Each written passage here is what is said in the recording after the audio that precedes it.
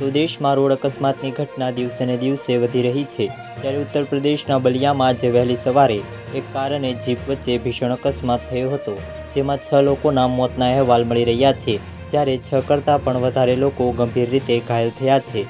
પોલીસે અકસ્માતની ઘટના વિશે માહિતી આપતા જણાવ્યું હતું કે વહેલી સવારે લગભગ 3:30 વાગ્યે બલિયાના બેરિયા પોલીસ સ્ટેશન વિસ્તારમાં 2 કાર અને એક જીપ વચ્ચે ભીષણ અકસ્માતની ઘટના બની હતી।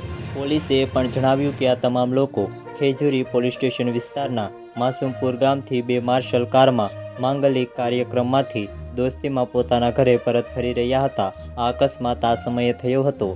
એસપી સહિતના ઉચ્ચ અધિકારીઓ ઘટના સ્થળે પહોંચી ગયા અને અકસ્માતે ગુનો નોંધીને અને આગળની તપાસ હાથ ધરી હતી। તો વધુ માહિતી મેળવવા માટે ચેનલ સાથે જોડાયેલા રહો।